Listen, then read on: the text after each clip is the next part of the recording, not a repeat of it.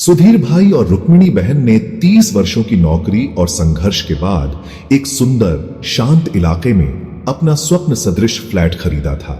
अहमदाबाद के बाहरी क्षेत्र में दीवारों पर नाती पोतों की तस्वीरें थीं, बालकनी में तुलसी और मोगरे की खुशबू, मगर उस घर में एक अजीब सी अदृश्य चुप्पी समाई हुई थी।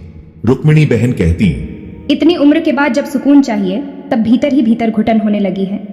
सुधीर भाई को बिना कारण चिड़चिड़ापन, रुक्मिणी बहन को हर रात बेचैनी, पूजा करते समय मन एकाग्र नहीं होता। नाती पोतों के आने के बाद भी घर में हंसी रुकती नहीं थी, खो जाती थी। साथ ही बिजली के उपकरण बार बार खराब होते, घड़ी की सुई बार बार रुकती और पौधे सिंचाई के बाद भी मुरझा जाते। एक पड़ोसी जो पहले ही अपनी समस्याओं से मुक्ति पा चुके थे बोले, आपके घर को केवल सजावट नहीं, उपचार चाहिए। विपुल जोशी से संपर्क कीजिए। सन मून सोल के संस्थापक हैं। लामा फेरा से घर को भी शांति दी जाती है। पहली बार ये नाम सुना था, पर मन ने तुरंत हां कर दी।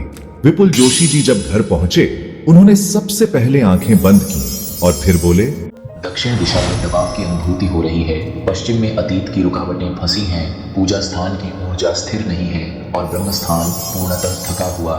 उन्होंने कहा, आपका घर सिर्फ ईंट पत्थर नहीं, एक जीव है और वह अभी रो रहा है। अगले 3 दिनों तक लामा फेरा की विशेष उपचार प्रक्रिया चली।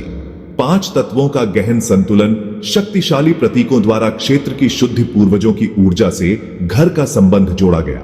पूजा स्थान पर दिव्य ऊर्जा का संचार, पूरे घर में साउंड हीलिंग, रुद्र बीजों से कंपन का निर्माण।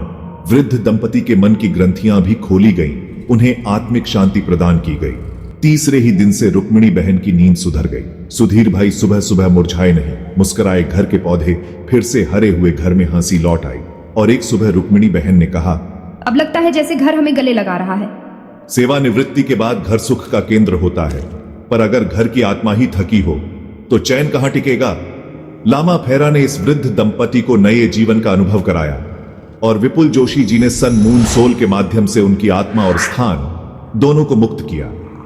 तो समझ लीजिए, वहां ऊर्जा थकी हुई है और उसे चाहिए सन मून सोल का लामा फेरा उपचार। विपुल जोशी जी के मार्गदर्शन में आपके घर को फिर से जीवन दिया जा सकता है। घर तब घर बनता है जब वहां ऊर्जा बहती है और आत्मा मुस्कुराती है।